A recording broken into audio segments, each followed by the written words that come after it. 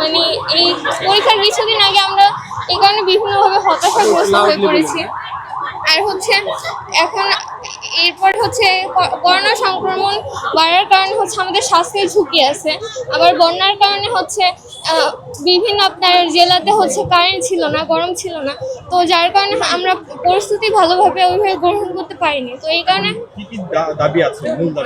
আমাদের মূল দাবি হচ্ছে আমাদের স্বাস্থ্য নিরাপত্তার ঝুঁকিটা তারা নিশ্চিত করে হচ্ছে তারা আমাদের 1-2 মাস পিছিয়ে দিবে। এরপর হচ্ছে যে এমসিকিউ আর সিকিউ মিলে হচ্ছে 22 দিবে। আর হচ্ছে 3 নম্বর দাবি হচ্ছে তারা হচ্ছে যে নির্দেশনাগুলো যে 33টা নিয়ম দিয়েছে তারা হচ্ছে আগের ব্যাচের ওদের যেরকমভাবে পরীক্ষা নিয়েছে আমাদেরকে ওইভাবে পরীক্ষা নেবে।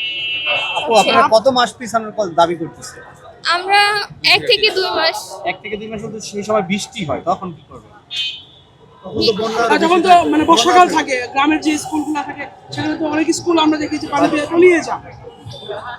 ওইরকম নির্দেশনা তো সরকার দিবে। আপনি কি কোন কলেজ থেকে আসেন?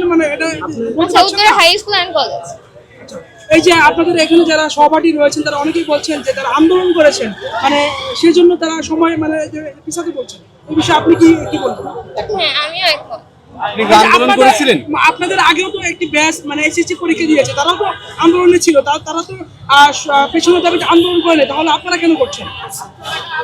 আমরা হচ্ছে আমরা বিভিন্নভাবে হতাশাগ্রস্ত হয়েছে।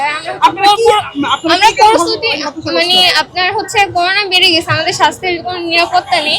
আর তাছাড়া এর আগে বৃষ্টি ছিল, বন্যাবাদল ছিল। আর এই কারণে কোঠা আন্দোলন বিভিন্ন কারণে হচ্ছে আমরা আমাদের ভালোভাবে আমরা প্রস্তুতি নিতে পারিনি। আমাদের এই ওইখানে ক্ষতিগ্রস্ত হয়েছে 2-3 মাস, এইভাবে আমরা ক্ষতিগ্রস্ত। আপনাদের কেন মনে হয় যে 2 মাস পিছালে আপনারা পরীক্ষাটা ভালোভাবে করতে পারবেন? প্রস্তুতি নিতে পারবো না।